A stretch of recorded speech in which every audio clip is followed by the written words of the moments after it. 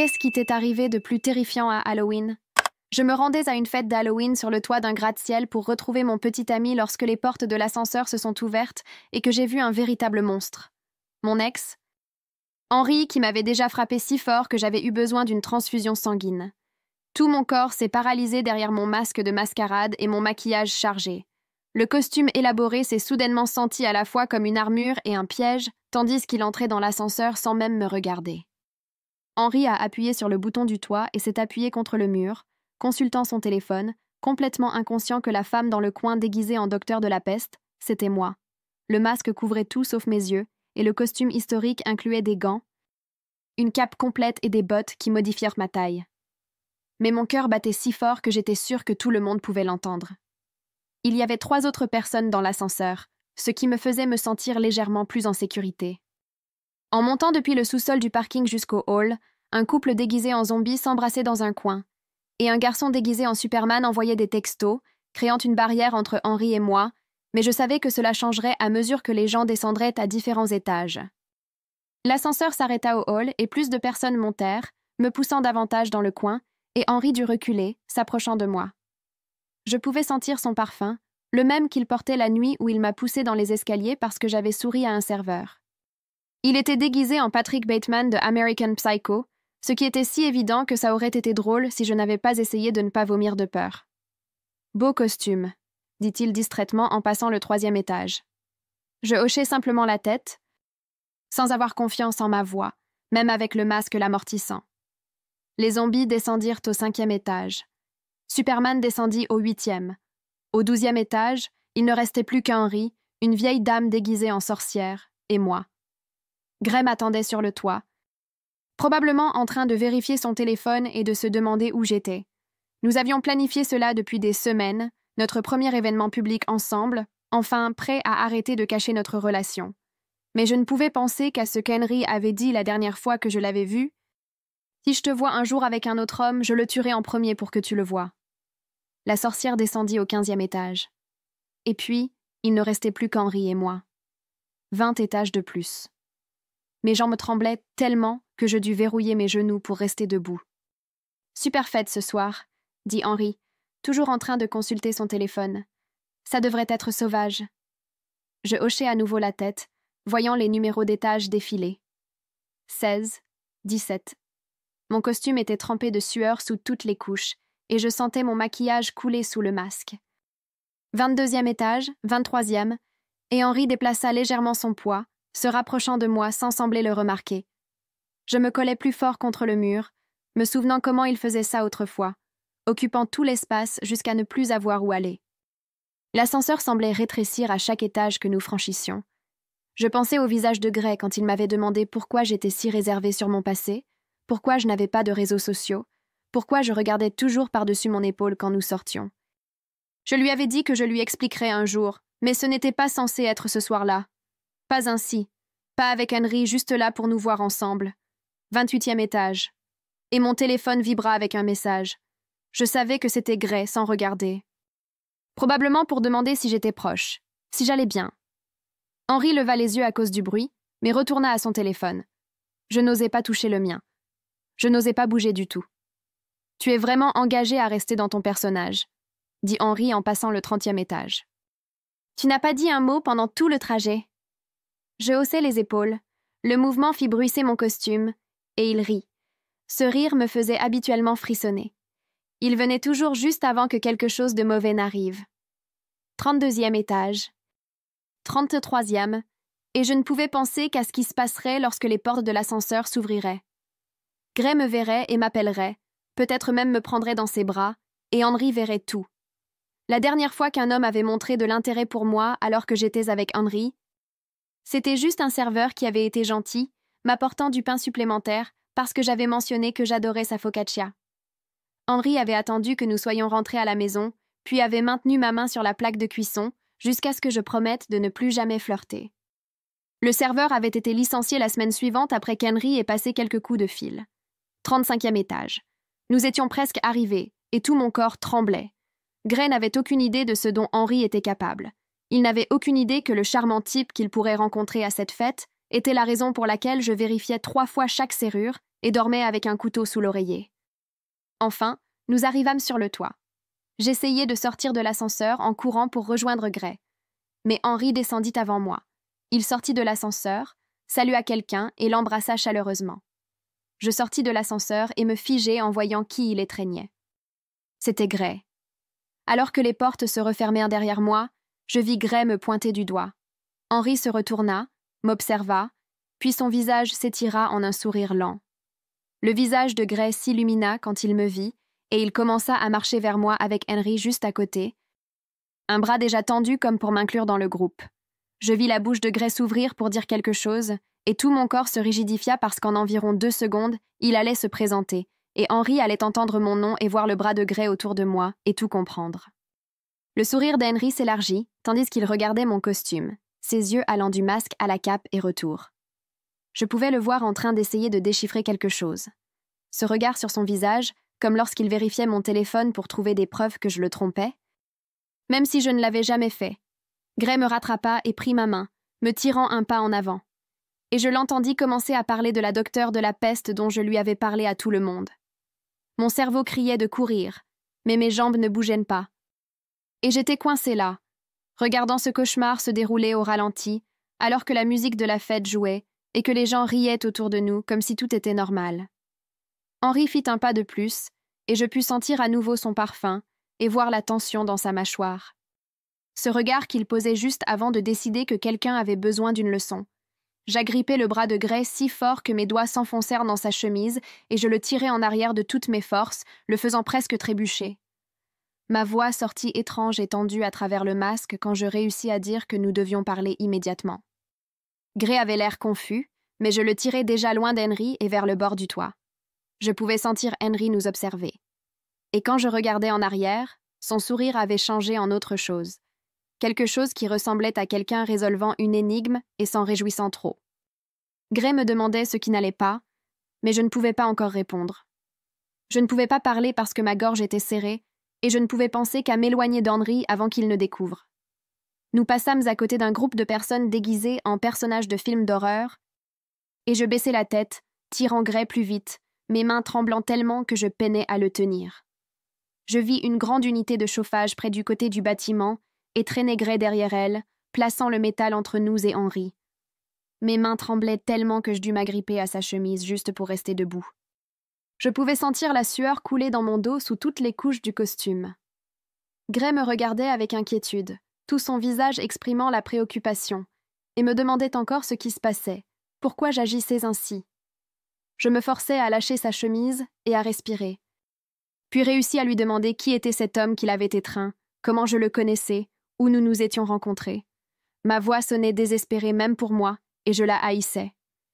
Mais j'avais besoin de savoir à quel point c'était mauvais, à quel point Henry s'était immiscé dans la vie de Gray. Gray avait l'air encore plus confus et dit que ce n'était que Henry du travail, qu'il aidait Alan sur un gros projet pour un client, et qu'ils étaient devenus amis ces derniers mois. Il expliqua qu'il prenait parfois un verre après des réunions tardives, et qu'Henry semblait être un bon gars, vraiment motivé et réussi.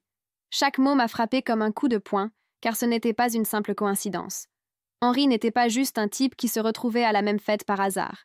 Il était tissé dans le monde professionnel de Gray, connecté à Alan, faisant partie du réseau professionnel de Gray, d'une manière qui signifiait que je ne pouvais pas simplement l'éviter ou faire comme s'il n'existait pas.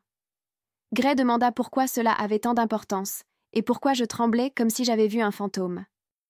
Et je réalisais que j'avais environ 30 secondes pour décider si je devais tout lui dire maintenant, ou essayer de nous sortir tous les deux d'ici d'abord.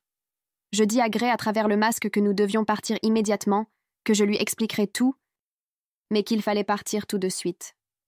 Il dut voir quelque chose dans mes yeux, car il hocha simplement la tête et commença à me guider vers l'ascenseur principal. Je repris son bras et le retins, le tirant en arrière, car Henry nous verrait partir ensemble. Il verrait Gray mettre son bras autour de moi et m'accompagner vers la sortie. Il comprendrait qui j'étais vraiment. Gray me regarda comme si j'étais paranoïaque, mais je pouvais voir qu'il commençait à comprendre que quelque chose n'allait vraiment pas. Que ce n'était pas juste moi qui réagissais de façon dramatique à croiser quelqu'un avec qui j'étais sortie. J'examinais le toit et vis un panneau de sortie de secours près de ce qui semblait être une entrée de service de l'autre côté d'Henry. Je tirai Gray dans cette direction, gardant la tête basse et avançant aussi vite que possible sans vraiment courir. Un couple déguisé en vampire tourna un coin et faillit nous percuter, et je sursautai si fort que je sautai en arrière contre Gray. Il serra ma main, et je sentis enfin qu'il comprenait. Enfin, il comprenait que quelque chose n'allait vraiment pas, même s'il ne savait pas encore quoi. Nous atteignîmes l'entrée de service et je poussai la lourde porte vers un escalier en béton, la porte se fermant derrière nous avec un fort claquement qui résonna dans l'espace vide. Je me laissai tomber contre le mur de béton froid et essayai de reprendre mon souffle. Tout mon corps tremblait et mon cœur battait si fort que ça faisait mal. Gray resta là, attendant, l'air inquiet mais patient, ne me pressant pas d'expliquer, mais voulant clairement savoir ce qui se passait. Je pouvais entendre la musique de la fête résonner à travers les murs et les gens rire de l'autre côté de la porte.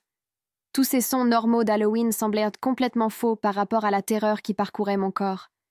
Mes jambes étaient faibles et je dus verrouiller mes genoux pour rester debout, sentant mon maquillage couler sous le masque à cause de toute la sueur. Gray tendit la main comme pour toucher mon épaule, mais s'arrêta.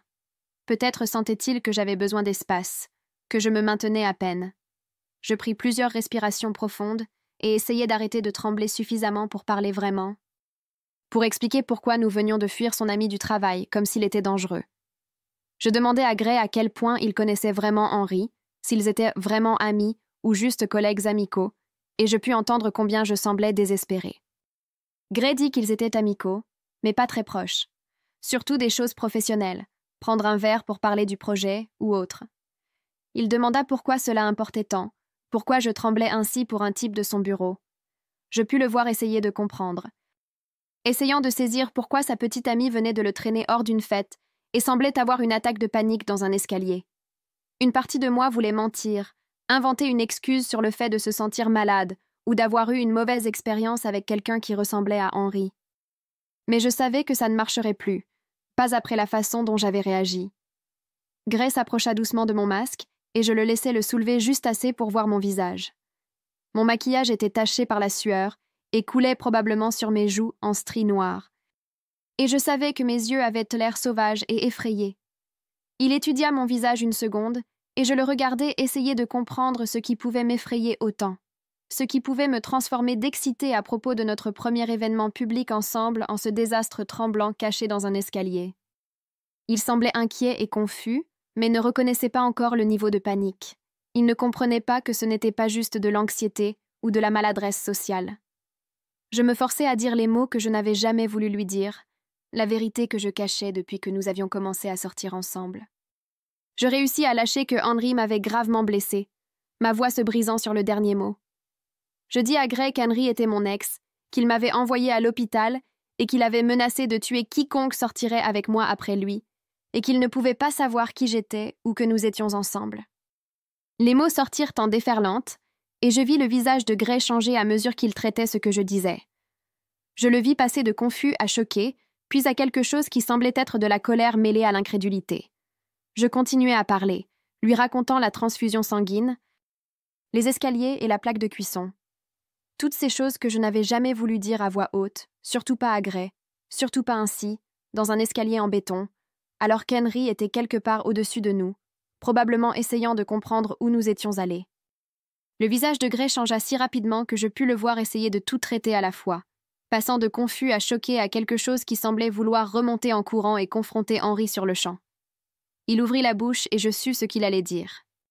Alors je saisis sa chemise des deux mains et le tirai plus près de moi, le suppliant d'écouter, de comprendre qu'Henry n'était pas seulement un ex en colère, mais vraiment dangereux de manière que Gray ne pouvait imaginer. Que le confronter ne ferait qu'empirer les choses. La mâchoire de Gray était tendue, et je pus sentir à quel point il voulait faire quelque chose pour arranger ça d'une manière ou d'une autre. Mais je continuais à parler rapidement et à voix basse, expliquant qu'Henry avait des contacts, de l'argent et un tempérament qui faisait passer les gens normaux pour calmes. Nous étions toujours là, moi tenant sa chemise, quand j'entendis des pas descendre l'escalier depuis le haut. De grosses bottes sur le béton firent que tout mon corps se figea. Un homme en uniforme de sécurité tourna le coin et s'arrêta en nous voyant. Sa main se porta vers la radio attachée à sa ceinture comme s'il allait demander de l'aide. Il demanda si tout allait bien, et ses yeux passèrent de mon visage à Gray, puis au masque de docteur de la peste que je tenais encore dans une main, Et je sus que nous avions l'air d'avoir été témoins d'un problème ou que quelque chose de mauvais était sur le point de se produire. Gray intervint rapidement et expliqua que je ne me sentais pas bien et que nous partions simplement. Sa voix était ferme et normale, même si je pouvais sentir qu'il tremblait un peu quand son bras effleura le mien. Le garde de sécurité nous observa encore une seconde, et j'essayais de paraître malade plutôt qu'effrayée. Ce qui n'était pas difficile puisque je me sentais prête à vomir de toute façon. Il se présenta comme Ellis et dit qu'il pouvait nous accompagner jusqu'à l'ascenseur de service si nous voulions éviter de repasser par la zone principale de la fête. Et sa voix était aimable d'une manière qui me noua la gorge, car j'étais tellement habituée à devoir tout gérer seule. Je réussis à le remercier et il hocha la tête, puis commença à marcher et nous indiqua de le suivre. Nous passâmes par une porte que je n'avais même pas remarquée auparavant, vers un couloir arrière avec des murs en béton et des tuyaux exposés. Rien à voir avec les zones élégantes du hall, juste les entrailles du bâtiment que les invités n'étaient pas censés voir. Ellis marcha devant nous et Gray garda sa main sur mon dos, sans pression, juste là. Et je me concentrai sur mettre un pied devant l'autre au lieu de penser à Henry quelque part au-dessus de nous. Nous passâmes devant une petite fenêtre donnant sur le toit. Et je fis l'erreur de regarder à travers. Et là, Henry était debout près des portes de l'ascenseur avec son téléphone, scrutant la foule comme s'il cherchait quelqu'un en particulier. Mon estomac se noua si fort que je dus m'arrêter de marcher une seconde. Et Gray suivit mon regard. Il vit Henry et sa main appuya plus fort sur mon dos comme s'il essayait de me protéger alors que nous étions déjà cachés. Je réalisais qu'Henry devait probablement envoyer un texto à Alan à ce moment-là, demandant des nouvelles de la petite amie de Gray. Essayant de découvrir si le docteur de la peste qui avait fui pouvait être moi, assemblant les pièces de cette façon calculatrice qu'il avait. Ellis remarqua que nous nous étions arrêtés et revint. Il demanda si nous avions besoin d'une minute, et je me forçai à continuer à avancer parce que rester là à regarder Henry par la fenêtre n'allait rien aider. Lorsque nous atteignîmes l'ascenseur de service, Ellis sortit une carte de visite de sa poche et me la donna. Il me dit de contacter la sécurité de l'immeuble si j'avais besoin de quelque chose et qu'il prendrait note de cette nuit au cas où il y aurait un problème plus tard. Je pris la carte avec des mains tremblantes au point que la carte faillit tomber. Et je le remerciai à nouveau, notant dans mon esprit que quelqu'un d'officiel savait maintenant que quelque chose s'était passé, même s'il ne connaissait pas tous les détails.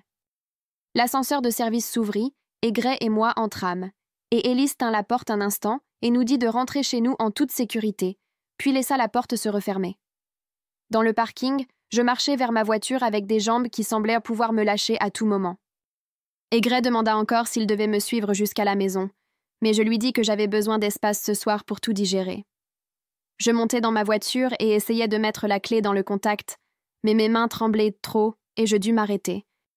Fermer les yeux et faire les exercices de respiration que mon ancienne thérapeute m'avait enseignés, comptant jusqu'à 4 à l'inspiration et 6 à l'expiration, jusqu'à ce que mes mains se stabilisent suffisamment pour démarrer la voiture. Mon téléphone vibra avec un message de Gray, me demandant si j'étais bien arrivée à ma voiture et si j'étais sûre de ne pas vouloir qu'il me suive. Je lui répondis que j'avais besoin d'être seule ce soir, que ça irait, même si je n'étais pas sûre que ce soit vrai. Je sortis du parking et me dirigeai vers la rue, vérifiant mon rétroviseur toutes les quelques secondes, convaincue que chaque voiture derrière moi pourrait être Henry, même si je savais qu'il était encore en haut à la fête.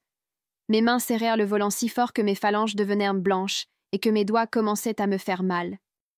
Et je devais me rappeler de respirer toutes les quelques minutes, car ma poitrine se crispait, comme si je n'arrivais pas à prendre assez d'air. Le trajet jusqu'à chez moi prit le double du temps normal, car je continuais à prendre des virages au hasard et à faire des détours, m'assurant que personne ne me suivait. Et lorsque j'entrai enfin dans le parking de mon immeuble, j'étais épuisée, tremblante, et je voulais juste être enfermée à l'intérieur. Je restai assise dans ma voiture pendant 5 minutes, observant le parking avant de sortir, m'assurant qu'aucune autre voiture ne m'avait suivie, puis je courus presque jusqu'à l'entrée de mon immeuble et à travers le hall jusqu'aux escaliers, car je ne pouvais pas supporter d'être dans un ascenseur à ce moment-là. Une fois dans mon appartement, avec toutes les serrures et la chaîne verrouillée, je me précipitai vers mon téléphone et commençai à vérifier chaque application, m'assurant que mes services de localisation étaient désactivés et que mes comptes sur les réseaux sociaux étaient toujours désactivés, comme cela avait été le cas pendant les 2 dernières années. Je changeais tous mes mots de passe, email, banque, services de streaming et applications de livraison de courses. Puis j'activais l'authentification à 2 facteurs sur tout ce qui n'en avait pas déjà, passant en revue toute la liste de contrôles de sécurité que j'avais faite lorsque j'avais quitté Henry pour la première fois. Mes mains étaient plus stables maintenant que je faisais quelque chose de concret, quelque chose qui me donnait l'impression de me protéger plutôt que de simplement courir et me cacher. J'ouvris le contact de Gray et le fixai longuement. Sachant que je devais tout lui raconter, mais n'étant pas sûre de pouvoir tout dire à voix haute à nouveau. À la place, j'ouvris mon application de notes vocales et appuyai sur enregistrer, puis je me forçai à expliquer les bases en gardant ma voix aussi ferme que possible, en me concentrant sur les faits plutôt que sur les sentiments. Je lui racontai la fois où Henry m'avait frappé si fort que j'avais eu besoin d'une transfusion sanguine. La nuit où il avait maintenu ma main sur la plaque de cuisson jusqu'à ce que je promette de ne plus parler à un autre homme. Quand il m'avait fait tomber dans les escaliers parce que j'avais souri à un serveur. Sa menace que s'il me voyait un jour avec quelqu'un d'autre, il les tuerait d'abord pour que je doive voir cela. J'expliquai pourquoi j'avais été si réservée sur mon passé. Pourquoi je n'avais pas de réseaux sociaux. Pourquoi je regardais toujours par-dessus mon épaule. Pourquoi j'avais été si prudente pour garder notre relation secrète. Puis j'arrêtai l'enregistrement et l'envoyai à Gray avant de pouvoir douter de moi-même ou de l'effacer pour recommencer. Mon téléphone sonna moins de 10 minutes plus tard et je faillis le faire tomber en essayant de répondre, car mes mains tremblaient encore après l'enregistrement. La voix de Gray arriva tendue et contrôlée, mais je pus entendre quelque chose en dessous qui sonnait comme s'il se retenait à peine. Il demanda si j'allais bien et si j'étais en sécurité, et je lui dis oui. J'étais enfermée dans mon appartement avec toutes les mesures de sécurité que j'avais. Il resta silencieux quelques secondes, puis dit qu'il se sentait malade que je me sois retrouvée face à Henry sans savoir qu'il avait été gentil avec quelqu'un qui m'avait gravement blessée. Je lui expliquai qu'il ne pouvait pas le savoir, car je ne lui avais jamais dit, et que c'était exactement la raison pour laquelle j'avais été si prudente pour cacher mon passé. Puis il me demanda ce dont j'avais besoin de lui à ce moment-là. Je répondis que je ne savais pas encore, mais qu'il faudrait probablement envisager d'aller à la police. Il y eut une longue pause avant qu'il ne signale que cela signifierait déposer une plainte et passer par la procédure officielle. Je dus expliquer qu'Henry n'avait jamais été réellement accusé de quoi que ce soit, parce que je m'étais simplement enfuie et avait disparu au lieu de porter plainte, que j'avais été trop effrayée pour l'affronter au tribunal ou traiter avec des avocats et des enquêtes. Gray demanda pourquoi je ne l'avais pas dénoncé, et je pus entendre la confusion dans sa voix, comme s'il ne comprenait pas comment quelqu'un pouvait faire ces choses et s'en sortir impunément. J'essayais d'expliquer que dénoncer les abus n'est pas aussi simple qu'il n'y paraît, que j'avais été isolée et terrorisée, convaincue que contacter la police ne ferait qu'énerver Henry et le rendre plus dangereux. La conversation changea quand Gray me dit qu'Alan le pressait de s'impliquer davantage dans le projet avec Henry, qu'un grand dîner avec un client était prévu la semaine suivante et que Gray devait y assister. Mon cœur se serra et je dus m'asseoir par terre, en réalisant que ce n'était plus seulement une question d'éviter Henry au hasard. Il était tissé dans le monde professionnel de Gray d'une manière presque impossible à contourner. Gray dit qu'il pouvait essayer de ne pas aller au dîner, mais que cela pourrait sembler étrange à Alan et affecter sa position dans le projet. Je lui dis que je comprenais, mais que j'avais besoin qu'il soit honnête avec moi sur chaque interaction qu'il aurait avec Henry dorénavant. Nous parlâmes encore 20 minutes de ce que cela signifiait pour nous et si nous pouvions même continuer à sortir ensemble si Henry allait être une présence constante dans la vie professionnelle de Gray. Enfin, nous décidâmes de prendre les choses un jour à la fois et de vérifier quelles ressources étaient disponibles avant de prendre de grandes décisions. Gray promit qu'il ne mentionnerait rien à personne au travail et qu'il ne donnerait aucune information personnelle à Henry. Après avoir raccroché, j'ouvris mon ordinateur portable et commençai à chercher des ressources sur la violence domestique en ville, tapant des mots-clés sur Google et cliquant sur des sites jusqu'à ce que je trouve une organisation d'aide juridique offrant des consultations gratuites. Je sauvegardais leur site et notais leur numéro de téléphone sur un post-it que je collais sur mon réfrigérateur, où je le verrais tous les jours. Avoir juste un plan, même si j'étais terrifiée de le suivre réellement, me fit sentir légèrement plus en contrôle que je ne l'avais été ces dernières heures. J'essayais de dormir cette nuit-là, mais je me réveillais en sursaut à chaque bruit dans le couloir ou à la fermeture d'une portière dans le parking. Le matin, j'étais épuisée et mes yeux me piquaient, mais j'étais aussi déterminée à ne pas laisser la peur me paralyser. Je fis donc du café et m'assis sur mon canapé en attendant 9 heures, l'heure d'ouverture de l'organisation d'aide. Quand l'horloge sonna 9 heures, j'appelai le numéro et une femme répondit dès la première sonnerie, et ma voix sortit plus ferme que prévu lorsque j'expliquai que j'avais besoin d'aide à cause d'un ex dangereux réapparu récemment dans ma vie. Elle posa quelques questions de base et me programma une consultation pour plus tard cette semaine, et je notai l'heure du rendez-vous dans le calendrier de mon téléphone avec 3 alertes de rappel. En milieu de matinée, je reçus un message de Gray disant qu'Henry avait demandé à Alan à propos de la petite amie déguisée en docteur de la peste à la fête. Alan m'avait couvert en disant qu'elle était sa cousine de passage d'une autre ville, ce qui me donna environ 5 secondes de répit avant que Gray n'ajoute qu'Henry semblait vraiment intéressé et continuait de demander à quoi ressemblait la cousine et si elle était célibataire.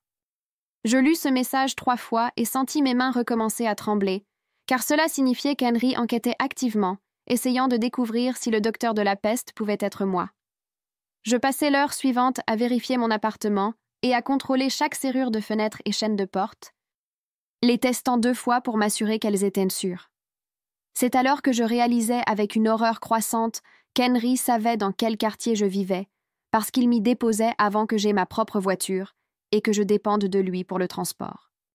Je ne lui avais jamais donné mon immeuble exact ni mon numéro d'appartement, mais il connaissait la zone générale, probablement à quelques pâtés de maison près, et cela semblait trop proche pour tout sentiment de sécurité ou de confort. Au travail, j'étais complètement inutile, et je ne pouvais me concentrer sur rien plus de quelques minutes à la fois. Ma collègue, Sarah, le remarqua et demanda si j'allais bien car j'avais l'air épuisée, et je fixais le vide. Je m'inventais une excuse sur l'insomnie et le fait de boire trop de café pour compenser. Mais la vérité était que je continuais à regarder la porte chaque fois que quelqu'un passait dans notre zone de bureau, à moitié en train de m'attendre à ce qu'Henry me traque aussi ici d'une manière ou d'une autre.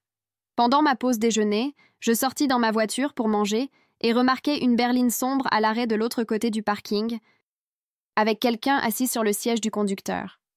Je l'observais pendant 10 minutes entières en mangeant mon sandwich, et la voiture ne bougea pas du tout. Elle resta simplement là, moteur allumé. Je sortis mon téléphone et zoomai autant que possible pour photographier la plaque d'immatriculation.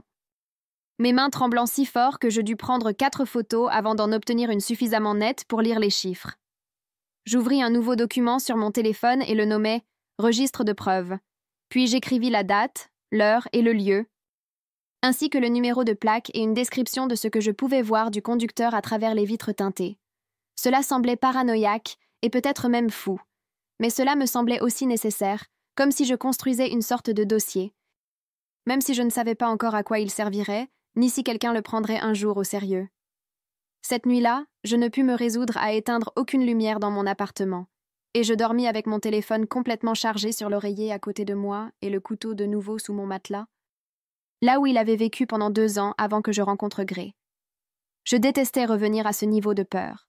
Qu'une rencontre fortuite dans un ascenseur ait complètement détruit le fragile sentiment de sécurité que j'avais construit lentement ces derniers mois avec Gray. Le lendemain matin, je conduisis au bureau de Mav dans un immeuble du centre-ville qui ressemblait à n'importe quel autre immeuble de bureau, ce qui, d'une manière ou d'une autre, me fit me sentir plus en sécurité que si cela avait été marqué comme un lieu pour victimes d'abus. La salle d'attente avait des sièges moelleux, des magazines et un distributeur d'eau. Et quand Mav sortit pour venir me chercher, elle était plus jeune que ce à quoi je m'attendais, peut-être une 30aine d'années, habillée d'un jean et d'un pull plutôt que de la tenue professionnelle formelle que j'avais imaginée. Elle me conduisit dans un petit bureau avec une fenêtre et ferma la porte. Puis elle s'assit en face de moi avec un bloc-notes et se contenta d'attendre pendant que j'essayais de comprendre par où commencer. Je finis par commencer par la nuit d'Halloween et l'ascenseur, puis je reculai pour expliquer pourquoi voir Henry avait été si mauvais, et Mav se contenta d'écouter sans interrompre, même lorsque je dus m'arrêter pour respirer pendant les passages sur la transfusion sanguine et la plaque de cuisson. Quand j'arrivai à la partie sur la menace de Henry de tuer tout homme avec qui je sortirais, Maeve écrivit quelque chose et le souligna 2 fois. Et quand j'eus enfin fini de parler, elle leva les yeux et dit « Ce que vous décriviez est un schéma clair de violence domestique, et les tribunaux prennent très au sérieux des menaces comme celle d'Henry. » L'entendre dire cela ainsi, si calme et professionnel, rendit tout cela plus réel d'une certaine manière, comme si ma peur n'était pas seulement de la paranoïa, mais un danger réel que d'autres pouvaient également voir. Mav sortit un épais dossier et commença à m'expliquer le processus pour obtenir une ordonnance de protection, expliquant que je devrais tout documenter et que même la rencontre sur le toit comptait comme contact, même si Henry ne savait pas que c'était moi à ce moment-là. Elle dit que je devrais déposer une plainte à la police concernant la menace et la voiture suspecte. Même si rien ne se passait immédiatement, cela créerait un enregistrement officiel qui pourrait être important plus tard. Elle nota l'adresse du poste de police et le nom d'un officier qu'elle connaissait et qui était compétent pour ce genre d'affaires. Puis elle commença à passer en revue un plan de sécurité avec moi, posant des questions sur mes routines quotidiennes et sur les endroits où je me sentais la plus vulnérable. Nous passâmes plus d'1 heure à tracer les contacts d'urgence, les itinéraires d'évasion et les stratégies pour documenter tout incident futur. Et Mav me donna un dossier rempli de fiches d'information, de numéros de téléphone et d'instructions sur ce qu'il fallait faire si Henry apparaissait dans mon appartement ou sur mon lieu de travail. En quittant son bureau, je tenais ce dossier contre ma poitrine comme s'il s'agissait d'un bouclier. Et pour la première fois depuis l'ascenseur, je sentis que je faisais quelque chose d'actif plutôt que de simplement me cacher et espérer qu'Henry ne me trouve pas. Je conduisis directement au poste de police depuis le bureau de Mav, sans me laisser le temps de trop réfléchir, car je savais que si je rentrais d'abord à la maison, je perdrais mon courage. Le poste était occupé, avec des gens déposant des plaintes et des officiers circulant, et je dus attendre 20 minutes avant qu'on puisse me voir, assise sur une chaise en plastique dur, regardant l'horloge et essayant de ne pas douter de moi-même. Finalement, une femme en uniforme m'appela par mon nom et se présenta comme l'officier Kay Mullan, puis me conduisit dans une petite salle privée avec juste une table, 2 chaises et une boîte de mouchoirs sur la table. Je demandais à déposer une plainte pour harcèlement et menace d'un ex-partenaire. L'officier Kay sortit un formulaire et commença à poser des questions d'une manière vraiment calme et professionnelle qui facilita mes réponses. Elle voulait les dates et heures et des détails précis, demandant si j'avais des preuves ou des documents concernant les menaces, et je lui montrai mon téléphone avec la photo de la plaque du parking et expliquai la rencontre sur le toit à Halloween. L'officier Kay écrivit tout soigneusement, son stylo se déplaçant constamment sur le formulaire. Et lorsque je mentionnai la menace de Henry de tuer tout homme avec qui je sortirais, elle s'arrêta, me regarda et me demanda de répéter exactement cette formulation. Je le fis, et elle le nota mot pour mot. Puis elle demanda si quelqu'un d'autre avait entendu cette menace, et je dus admettre que nous étions seuls, lui et moi, dans son appartement lorsque cela a été dit. Elle fut honnête en disant que, sans preuve qu'Henry était réellement dans cette voiture de location ou qu'il savait où j'habitais maintenant, il n'y avait pas grand-chose qu'il puisse faire immédiatement. Mais elle me donna son numéro direct écrit au dos de sa carte et me dit d'appeler si quelque chose se produisait, peu importe à quel point cela pouvait sembler insignifiant. Elle ajouta qu'elle garderait le rapport archivé et que si Henry faisait quelque chose de plus, avoir cette documentation faciliterait l'action rapide. Ce soir-là, Gray appela pendant que je préparais le dîner, ou plutôt que j'essayais de le préparer, mais surtout que je regardais l'eau de mes pâtes en attendant qu'elle bouille. Il avait une voix différente, plus inquiète que d'habitude, et me dit qu'Alan avait mentionné qu'Henry posait des questions au bureau sur la vie personnelle de Gray, spécifiquement pour savoir s'il sortait sérieusement avec quelqu'un. Apparemment, Alan l'avait interrompu et changé de sujet, mais Gray dit qu'il se rendait compte qu'Henry était vraiment intéressé et qu'il essayait toujours de revenir sur le sujet de la petite amie de Gray. Je demandai exactement ce qu'Henry avait dit, et Gray me répondit qu'Henry avait demandé si Gray sortait sérieusement avec quelqu'un, comment cette personne était, si Alan l'avait rencontré. Juste ces questions qui semblaient anodines, mais qui paraissaient totalement intrusives une fois que l'on connaissait le contexte. Je pus entendre dans la voix de Gray qu'il comprenait enfin que ce n'était pas seulement mon traumatisme passé, mais un danger actuel, qu'Henry enquêtait activement et essayait de découvrir qui j'étais. Je demandai à Gray s'il était prêt à éviter complètement Henry au travail, à sauter le dîner avec le client la semaine suivante, et tout autre événement où il pourrait interagir. Et il y eut une longue pause à l'autre bout de la ligne. Je pouvais presque l'entendre réfléchir à ce que cela signifierait pour sa carrière, comment il serait perçu par Alan et son patron s'il se retirait soudainement d'un projet important. Mais ensuite, il dit oui, que ma sécurité était plus importante que tout projet ou relation avec un client. Le soulagement que je ressentis en l'entendant dire cela fut immense. Mais je me sentis aussi coupable, car je savais ce que cela pourrait lui coûter professionnellement. Le lendemain, je rencontrai le gestionnaire de mon immeuble dans le bureau de sécurité, une petite pièce remplie de moniteurs montrant différents angles du parking et du hall. Je lui montrai la photo de la plaque sur mon téléphone et demandai si nous pouvions vérifier les images de ce jour-là.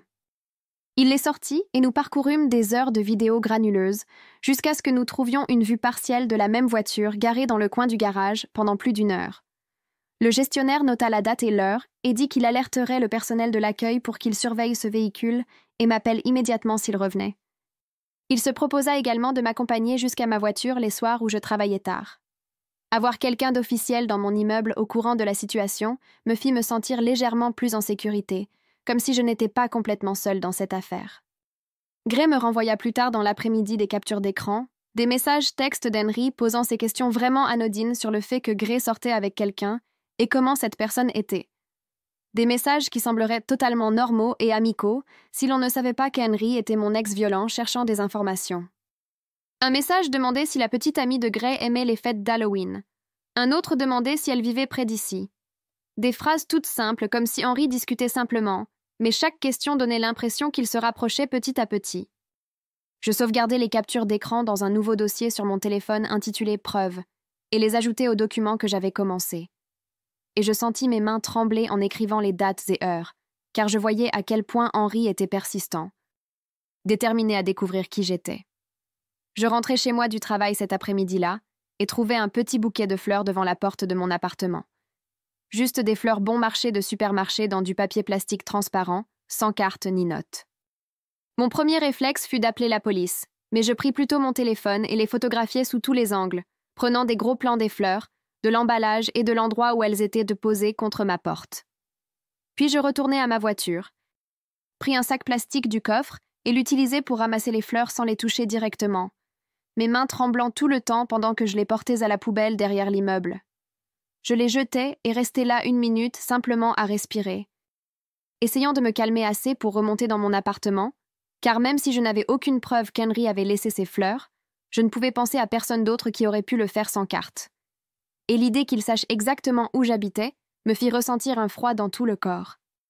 Je remontai et m'enfermai dans mon appartement, puis appelai Gray parce que j'avais besoin d'entendre sa voix et aussi de lui raconter pour les fleurs avant de perdre mon courage.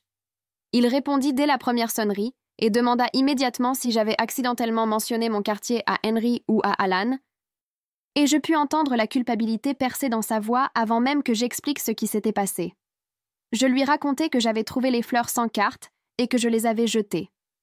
Et il y eut un long silence de l'autre côté avant qu'il ne me demande de lui expliquer chaque conversation que j'avais eue avec Henry ou Alan, où mon nom ou mon emplacement aurait pu surgir. Nous avons passé 20 minutes à revenir sur chaque point, moi posant des questions précises sur ce qu'il avait dit et quand, et Gray se mettant sur la défensive au début avant de se corriger et de s'excuser. Finalement, il admit qu'une fois, il y a peut-être 3 semaines, il avait mentionné à Alan que sa petite amie vivait près du quartier des Arts, parce qu'Alan lui avait demandé si Gray voulait visiter un nouveau restaurant dans ce quartier. Ces mots m'ont frappé comme un coup de poing, car le quartier des Arts ne fait que 4 pâtés de maisons de large. Et Henry pourrait facilement localiser mon immeuble avec cette information, plus une simple recherche. Je demandai à Gray de réfléchir plus attentivement s'il avait mentionné autre chose, n'importe quel détail qui pourrait aider Henry à me trouver. Gray continuait de s'excuser, disant qu'il ne pensait pas que cela importait à ce moment-là parce qu'il ne savait pas qu'Henry était dangereux. Je dis à Gray que je devais faire une valise et rester ailleurs pendant quelques jours, que je ne me sentais plus en sécurité dans mon appartement, sachant qu'Henry connaissait probablement la zone générale. Gray proposa que je reste chez lui, mais je lui expliquai que ce serait trop évident. Si Henry me suivait, il chercherait certainement là. J'avais donc besoin d'aller dans un endroit où Henry ne penserait pas à vérifier.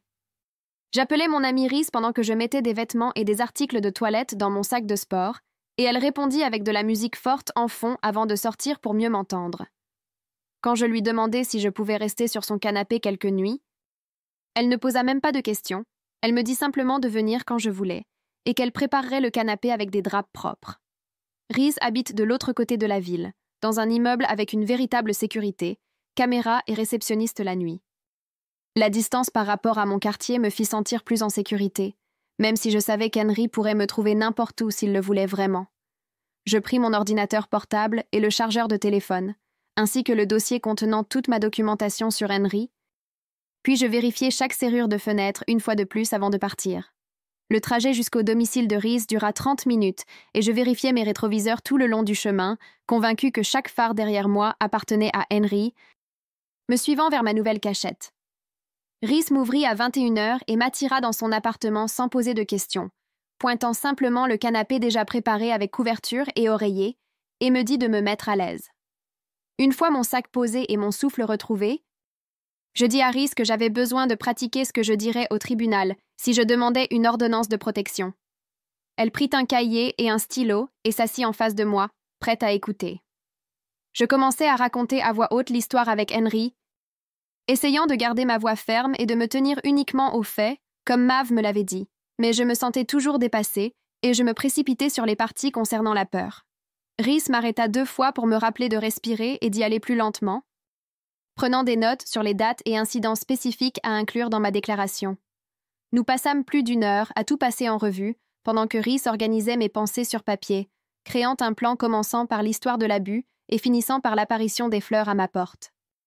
Elle posa de bonnes questions sur les délais et les preuves, m'aidant à voir quelle partie était les plus solide pour un dossier légal par rapport à celle qui relevait uniquement du traumatisme émotionnel et ne convaincrait pas un juge. Quand nous eûmes fini, j'avais 3 pages de notes de la main de Rhys, une structure claire pour ma déclaration, et je me sentais légèrement plus préparée pour la suite, même si j'étais encore effrayée. Le lendemain matin, l'officier Kay appela pendant que je prenais mon café à la table de la cuisine de Rhys et me dit que la plaque que j'avais photographiée appartenait à une société de location de voitures, ce qui signifiait que la personne dans cette voiture avait choisi spécifiquement un véhicule traçable.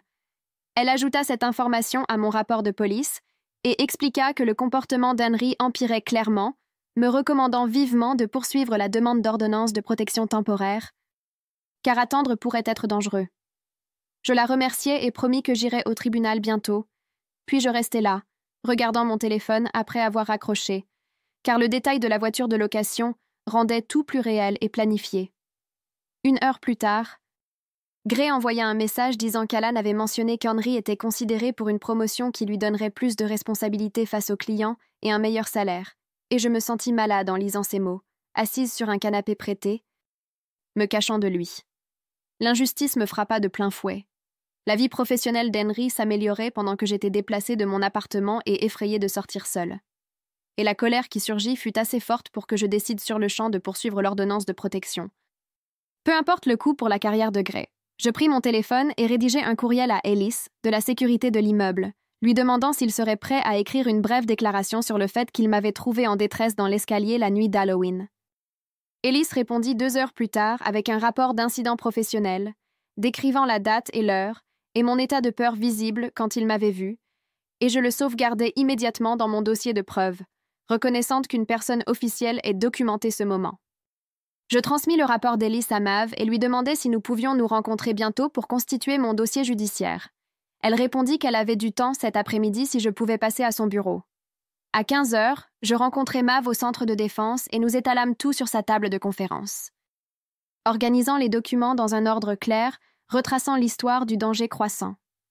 Ma déclaration écrite sur l'abus vint en premier, suivie de la menace d'Henry de tuer tout homme avec qui je sortirais, puis le rapport d'Ellis sur la rencontre sur le toit, ensuite le rapport de police de l'officier Kay avec les informations sur la voiture de location, puis la photo des fleurs, puis les captures d'écran de Gray sur les questions intrusives d'Henry, et enfin le rapport de sécurité d'Ellis. Voir tout cela assemblé dans un seul dossier rendait le danger à la fois plus réel et plus documenté. Comme si je construisais un vrai dossier et non juste ma peur et ma paranoïa. Mav m'aida à rédiger une lettre d'accompagnement expliquant pourquoi j'avais besoin de l'ordonnance de protection et quelles restrictions spécifiques je demandais. Elle me rappela que les juges prennent très au sérieux les menaces de violence. Surtout lorsqu'il existe un historique documenté d'abus. Ce soir-là, Gray appela vers 23 heures, l'air secoué. Il me raconta qu'il avait été dans un bar où quelques collègues étaient réunis quand Henry est apparu et a complètement perdu son sang-froid avec le serveur pour une erreur sur une boisson. Gray décrivit comment Henry avait crié sur le jeune serveur si fort que tout le bar s'était tu, l'appelant stupide et incompétent pour un malentendu mineur concernant la boisson. Tous à la table de travail étaient mal à l'aise, et Alan avait essayé de calmer Henry, mais Henry jeta simplement de l'argent au bar et sortit furieux, toujours en train de crier. La voix de Gray était différente quand il m'a raconté cette histoire, comme s'il comprenait enfin ce que j'avais essayé d'expliquer sur le fait qu'Henry était dangereux. Voir cette colère en personne était complètement différent que de l'entendre de seconde main. Le lendemain, Gray rappela et me dit qu'il avait fini d'essayer de gérer la situation au travail avec prudence, qu'il avait décidé de parler à son patron du conflit d'intérêts et de demander à être retiré de tout projet impliquant Henry. Je me sentis soulagée en l'entendant dire cela, mais aussi inquiète de ce que cela pourrait lui coûter professionnellement. Je lui fis donc promettre que si jamais il devait choisir entre sa carrière et ma sécurité, il devait choisir sa carrière car je ne pouvais pas porter la culpabilité de ruiner son travail.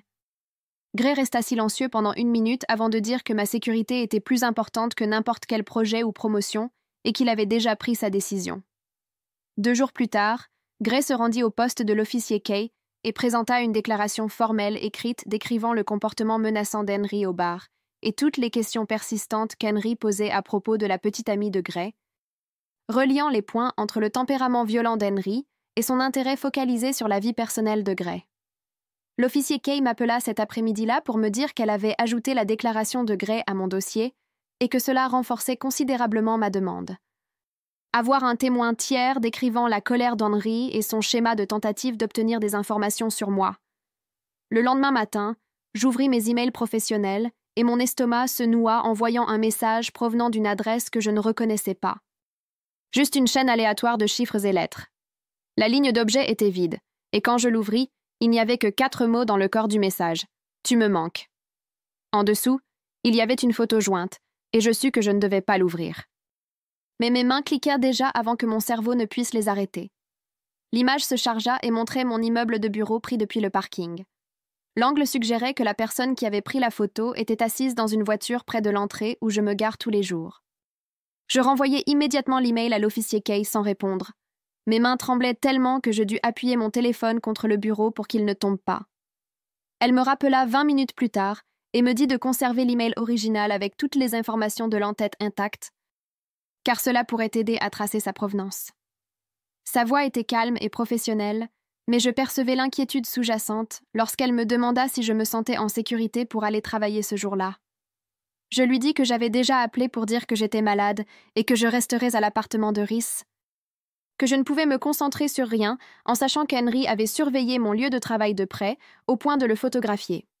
L'officier Kay ajouta l'email à mon dossier et expliqua que ce type de contact montrait un schéma clair de surveillance et d'intimidation, ce qui renforcerait ma demande d'ordonnance de protection. Cet après-midi-là, je conduisis jusqu'au tribunal avec mon dossier de preuve. Le classeur, maintenant si épais qu'il fermait à peine avec tous les documents, photos et déclarations que j'avais collectés. La secrétaire au guichet examina ma demande et fixa une audience dans 10 jours, inscrivant la date sur un formulaire et me remettant une copie avec les instructions sur ce qu'il fallait apporter. Je demandai s'il y avait un moyen d'obtenir une protection avant ces 10 jours. Elle répondit que je pouvais demander une ordonnance temporaire d'urgence si le juge estimait qu'il y avait un danger immédiat. Elle m'envoya dans une autre salle d'attente où je restai près de 2 heures à observer les autres personnes vaquant à leurs problèmes juridiques. Quand on appela enfin mon nom, je suivis un officier du tribunal dans une petite pièce où une juge était assise derrière un bureau, examinant des papiers. Elle me regarda et me demanda d'expliquer pourquoi j'avais besoin d'une protection d'urgence. Je passai donc en revue les faits tout en essayant de garder ma voix ferme.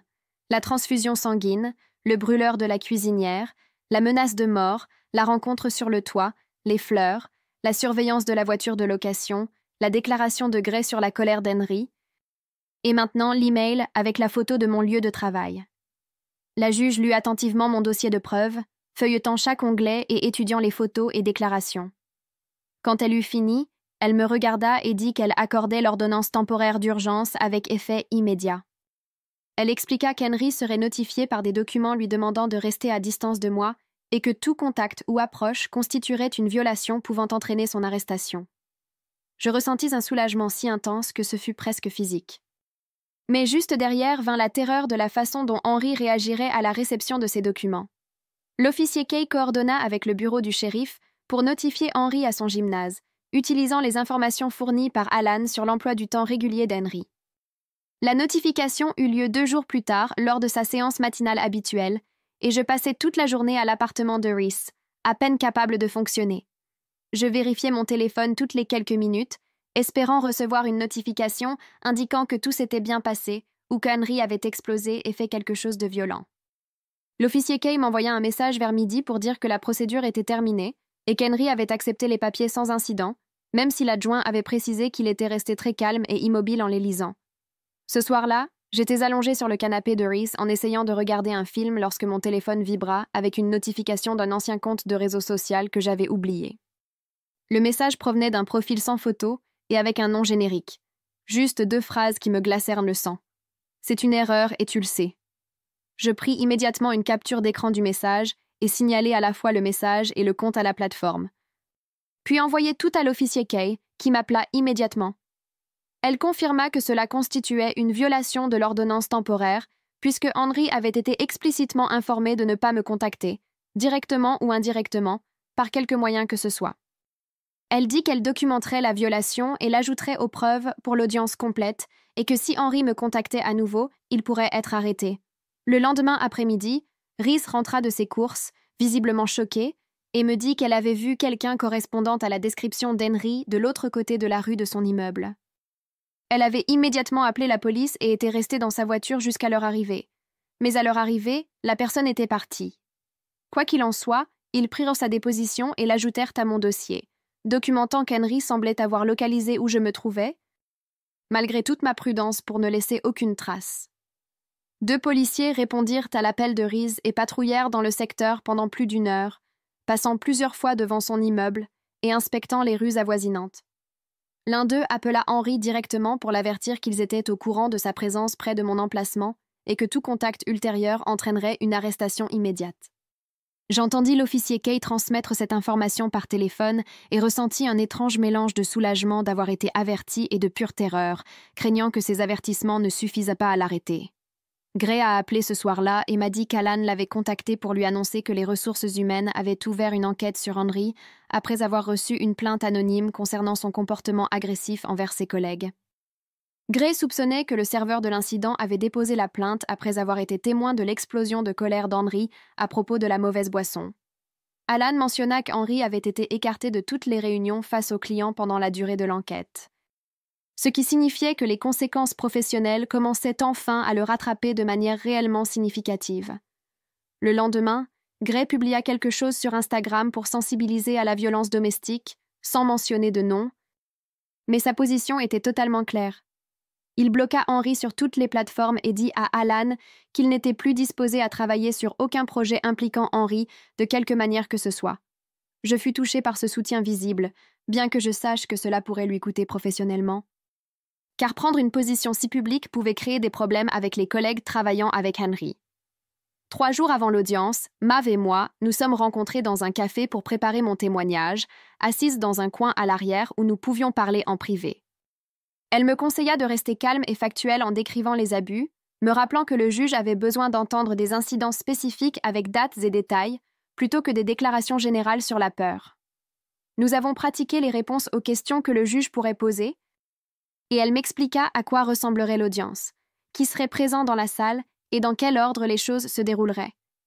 Elle me rappela d'apporter des mouchoirs, car il était normal de pleurer. Montrer des émotions ne diminuait pas mon dossier, mais le rendait en fait plus honnête et réel. Le jour de l'audience arriva, et je m'habillais de façon professionnelle, une simple robe noire et un cardigan me faisant paraître sérieuse et organisée. J'apportais tout mon classeur de preuves organisé avec des onglets codés par couleur et des surligneurs, chaque document en ordre chronologique avec des notes sur ce que chaque pièce montrait. Mav me retrouva dans le couloir du tribunal et nous nous assîmes sur un banc pour revoir ma déclaration une fois de plus, en passant en revue les points clés à mentionner. Elle me prit la main alors que je commençais à trembler en attendant que mon dossier soit appelé. Sa main ferme et chaude me rassurait alors que tout mon corps tremblait de nervosité et de peur de revoir Henry dans cette salle. On appela mon dossier, et Mav m'accompagna dans la salle où Henry était assis à une table avec son avocat. Je forçai mes yeux à rester fixés sur le visage de la juge au lieu de le regarder, même si je sentais son regard sur moi. La juge me demanda de décrire l'historique des abus. Je commençai par la transfusion sanguine, expliquant comment Henry m'avait frappé si fort il y a 2 ans que j'avais dû subir une chirurgie d'urgence. Ma voix sortit plus forte que je ne l'avais prévu, malgré que mes mains soient serrées si fort sous la table que mes ongles s'enfonçaient dans mes paumes. Je décrivis l'incident du brûleur de la cuisinière, où il me maintint la main sur la flamme jusqu'à ce que je promette de ne pas parler à d'autres hommes.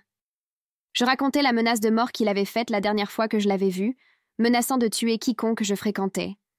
Je parlais à la juge de la rencontre sur le toit à Halloween, où il m'avait surprise avec Gray, des fleurs apparues à ma porte sans carte, et des emails d'adresse inconnus disant qu'il me manquait. Je mentionnais que Rhys avait vu quelqu'un correspondant à la description d'Henry devant son immeuble où je logeais, et la juge prit des notes tout le temps que je parlais.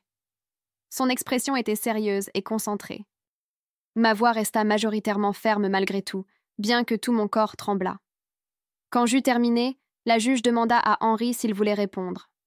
Son avocat se leva et commença à parler de malentendus et de coïncidences, suggérant que la rencontre sur le toit n'était qu'une situation sociale gênante et que les fleurs auraient pu venir de n'importe qui. Mais la juge l'interrompit à mi-phrase et dit que le schéma de comportement était clair et préoccupant.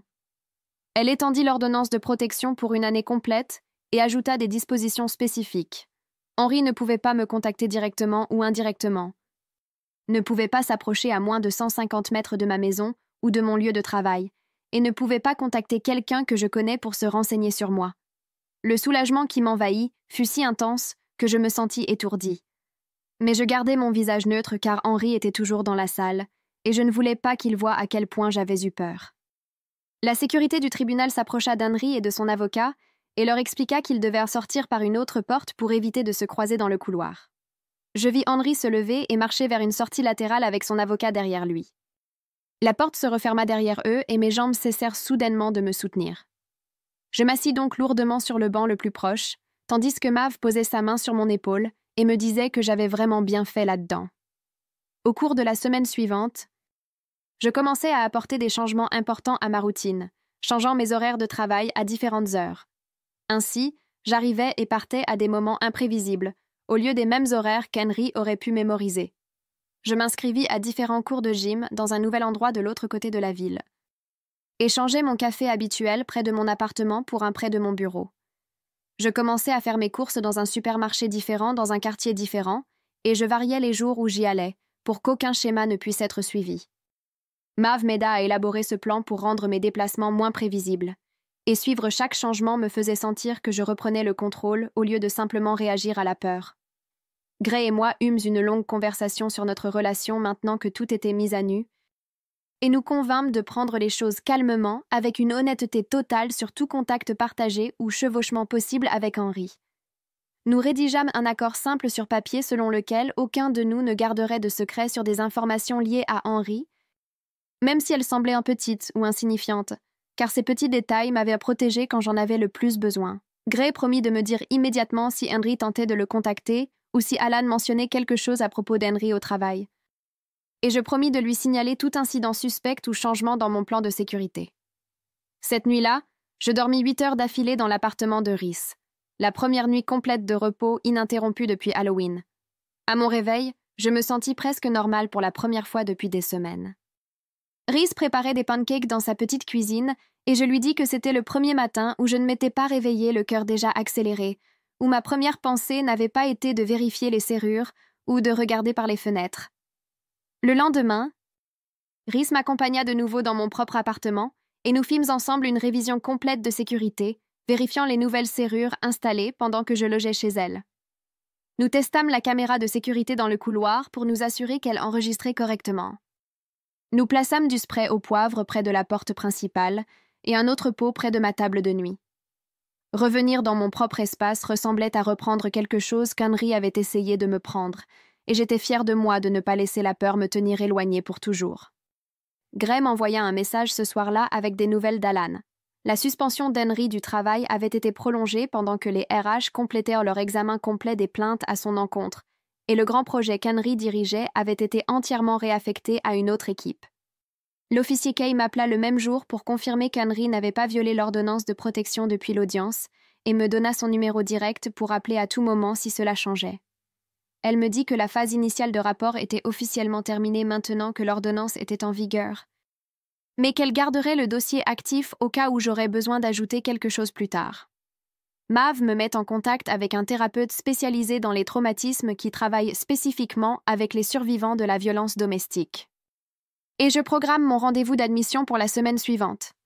Savoir que j'aurai un soutien professionnel pour le processus de guérison à long terme rend l'avenir moins effrayant, comme si je construisais une véritable base pour ma récupération plutôt que de simplement survivre au jour le jour. Je commence une nouvelle routine nocturne dans mon appartement qui m'aide à me sentir en sécurité et ancrée, en préparant du thé dans ma tasse préférée et en lisant pendant 1 heure avant de me coucher. Je vérifie que toutes mes mesures de sécurité sont en place. Mais je le fais maintenant calmement plutôt que frénétiquement, testant la serrure de la porte et regardant la transmission de la caméra de sécurité sur mon téléphone. Le couteau retourne dans le tiroir de la cuisine où il appartient plutôt que sous mon matelas. Et bien que je sois toujours attentive à chaque bruit dans le couloir, je ne sursaute plus à chacun d'eux. Je peux entendre mes voisins rentrer du travail et les enfants courir dans l'appartement du dessus. Et ces sons normaux ne me plongent plus dans un état de panique comme avant. Je regarde le classeur de preuves posé sur mon bureau avec tous les documents que j'ai rassemblés et je me rends compte que je n'ai plus besoin d'y ajouter chaque jour de nouvelles pièces, car l'ordonnance de protection fait son travail. Mon téléphone vibre avec un message de Gray me demandant comment je vais, et je réponds que ça va, que je commence en fait à me sentir en sécurité à nouveau pour la première fois depuis des années. J'ouvre une fois de plus le registre de preuves sur mon ordinateur portable et commence à rédiger l'entrée finale, en la datant et en notant que l'ordonnance de protection est officiellement en vigueur et active. J'écris que mon réseau de soutien est solide maintenant, que mes limites sont claires et documentées, et que j'ai de vrais moyens de défense si Henry tente quelque chose. L'entrée se termine par une liste qui semble importante à voir écrite. Le soutien de défense de Mav avec sa ligne directe et contact d'urgence. Le numéro de portable personnel de l'officier Kay que je peux appeler à tout moment. Jour ou nuit, les coordonnées de sécurité d'Ellis dans l'immeuble, le soutien informé de Gray maintenant qu'il sait tout et me soutient, l'espace sûr de Rhys où je peux aller sans question, et mon propre classeur épais de preuves documentées montrant que j'ai pris des mesures réelles pour me protéger. Je sauvegarde le document et en fais une copie dans 3 endroits différents, car perdre ce registre serait comme perdre une partie de ma sécurité. Je ferme mon ordinateur portable et regarde autour de mon appartement, assimilant toutes les nouvelles serrures et mesures de sécurité qui font que cet espace me semble vraiment à nouveau mien, plutôt qu'un simple endroit où je me cache. Le couteau est de retour dans le tiroir de la cuisine où il appartient, et je n'ai pas vérifié compulsivement les serrures des fenêtres depuis 2 jours, ce qui représente un progrès, même s'il est petit. Je me dirige vers mon armoire dans la chambre, et je sors le costume de docteur de la peste qui y est accroché depuis Halloween. La longue cape noire et le masque à bec qui m'avaient si bien caché cette nuit-là. Je plie soigneusement le tout et le mets dans une boîte de rangement, la scellant avec du ruban avant de pousser la boîte au fond de l'armoire derrière mes manteaux d'hiver. Je ne le jette pas, car cela reviendrait à faire comme si Halloween n'avait jamais eu lieu. Mais je ne le garde pas non plus là où je peux le voir tous les jours. La peur qui a envahi tout mon corps dans cet ascenseur est toujours là quand je pense à Henry, mais elle arrive maintenant par vagues plus petites au lieu de me submerger complètement. Cette peur ne prend plus mes décisions. Elle ne me retient plus enfermée dans mon appartement, ni ne me fait sursauter à chaque bruit dans le couloir. J'apprends à vivre en étant prudente, sans laisser cette prudence devenir le genre de paralysie qui m'empêche d'avoir une vie. Alors, parlons-en dans les commentaires. As-tu déjà eu ce moment où tu vois quelqu'un de ton passé et que tu restes figé, sur place? Pas besoin de détails, mais je veux entendre que je ne suis pas seule à ressentir cela. Laisse un commentaire et soutenons-nous mutuellement. Clique sur le bouton s'abonner si des histoires comme celle-ci t'importent.